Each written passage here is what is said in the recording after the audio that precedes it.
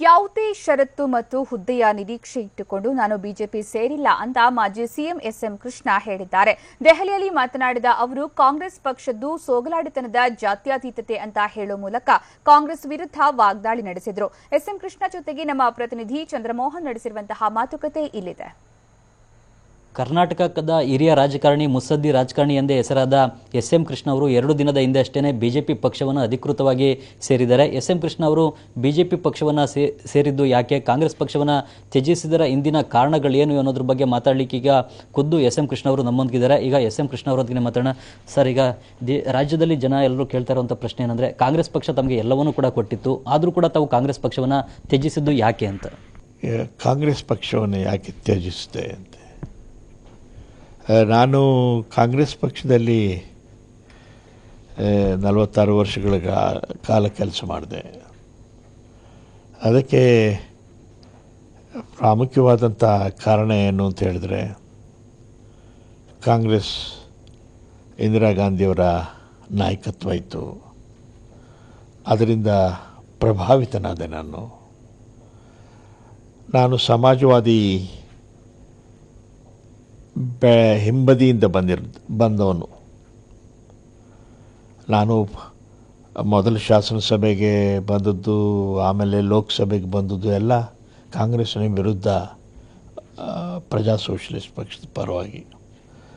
ಸೋನಿಯಾಜಿಯವರು ಅವರ ಅನಾರೋಗ್ಯದ ಕಾರಣ ಕಳೆದ 2-3 ವರ್ಷದಿಂದ ಸಕ್ರಿಯವಾದಂಥ ರಾಜಕಾರಣದಲ್ಲಿ ಇಲ್ಲ.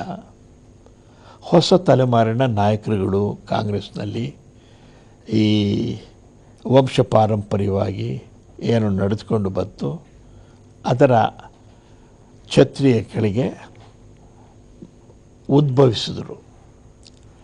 ಆದರೆ ಅವರಿಗೆ ದೇಶದ ಬಗ್ಗೆ ಆಗಲಿ, ಕಾಂಗ್ರೆಸ್ಸನ್ನು ಸಮಗ್ರವಾಗಿ ಕಟ್ಟಬೇಕು ಅನ್ನೋದರ ಬಗ್ಗೆ ಆಗಲಿ ಯಾವ ಸ್ಪಷ್ಟ ಸ್ಟ್ರಾಟಜೀಸು ಕೂಡ ಅವರಿಗೆ ಗೊತ್ತಾಗ್ತಾ ಇರಲಿಲ್ಲ. ಕಾಂಗ್ರೆಸ್ ನಾಯಕತ್ವ ಒಂದು ಗೊಂದಲದ ಗೂಡಾಯಿತು. ಆ ಕಾರಣ ನನಗೆ ಭ್ರಮ ನಿರಸನವಾಯಿತು. ನನ್ನ ಶ್ರಮದ ಫಲ ಕಾಂಗ್ರೆಸ್ಸನ್ನು ಅಧಿಕಾರಕ್ಕೆ ತಂದೆ. ಕಾಂಗ್ರೆಸ್ನ ಯಾರು ಅಧಿಕಾರಕ್ಕೆ ತಂದರೋ ಅವರು ಮುಖ್ಯಮಂತ್ರಿ ಆಗಬೇಕಾಗಿತ್ತು. ಆ ಮುಖ್ಯಮಂತ್ರಿ ಆದೆ.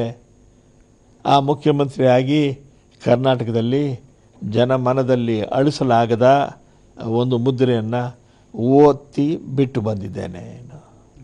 ತಾವು ಈಗ ಬಿಜೆಪಿ ಪಕ್ಷ ಸೇರಿದ್ದೀರಾ, ಬಿಜೆಪಿ ಪಕ್ಷದಿಂದ ಏನನ್ನ ನಿರೀಕ್ಷೆ ಮಾಡುತ್ತೀರಾ? ಉಪರಾಷ್ಟ್ರಪತಿ ಹುದ್ದೆ ಅಥವಾ ರಾಜ್ಯಸಭಾ ಸ್ಥಾನ ನಿರೀಕ್ಷೆಯಲ್ಲಿ ಇದ್ದೀರಾ? ತಾವು ಉಪರಾಷ್ಟ್ರಪತಿ ಹುದ್ದೆ ನಿರೀಕ್ಷೆಯಲ್ಲಿ ಇದ್ದೀರಾ ಅನ್ನೋ ಒಂದು ಮಾತುಗಳಿವೆ ರಾಜಕೀಯದಲ್ಲಿ ಬೇಕಾದಷ್ಟು ಮಾತುಗಳು ಬರ್ತವೆ. ಆದರೆ ನಾನು ಬಿಜೆಪಿ ಪಕ್ಷವನ್ನು ಯಾವ ಷರತ್ತು ಇಲ್ಲದೆ ನಾನು ಸೇರಿದ್ದೇನೆ. ನಿಮ್ಗೊಂಥರ ಮುಜುಗರ ತರೋದಿಲ್ವಾ? ಇಷ್ಟು ವರ್ಷಗಳ ಕಾಲ ತಾವೇ ಕಟ್ಟಿದಂಥ ಪಕ್ಷದ ವಿರುದ್ಧ ಪ್ರಚಾರ ಮಾಡ್ತಕ್ಕಂಥ. ಹೌದು,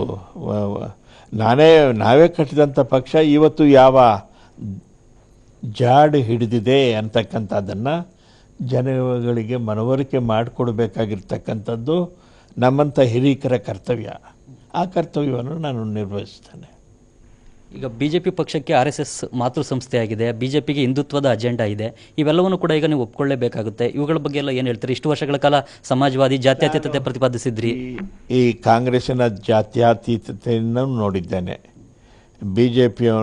ಬಿಜೆಪಿಯವರ ಈ ಹಿಂದುತ್ವ ನೀತಿಯನ್ನು ನೋಡಿದ್ದೇನೆ. ನನಗೆ ಈ ಸೋಗಿನ ಜಾತ್ಯತೀತ ಬದಲು ಈ ಬಿಜೆಪಿಯವರ ಇವತ್ತು 3 ವರ್ಷ ಮೋದಿಯವರು ರಾಜ್ಯಭಾರ ಮಾಡಿದ್ದಾರೆ. ಎಲ್ಲಿ ಮೈನಾರಿಟೀಸ್ಗಳಿಗೆ ತೊಂದರೆಯಾಗಿದೆ, ತಮ್ಮನ್ನು ಗೌರವದಿಂದ ನಡೆಸಿಕೊಳ್ಳಿಲ್ಲ ಅನ್ನೋ ಒಂದು ಅಸಮಾಧಾನವನ್ನು ಎಸ್ಎಂ ಕೃಷ್ಣ ಅವರು ಕಾಂಗ್ರೆಸ್ ಪಕ್ಷದ ಬಗ್ಗೆ ವ್ಯಕ್ತಪಡಿಸ್ತಾ ಇದ್ದಾರೆ. ಕ್ಯಾಮರಾಮನ್ ಪ್ರದೀಪ್ ಜೊತೆ ಚಂದ್ರಮೋಹನ್, TV9 ನವದೆಹಲಿ.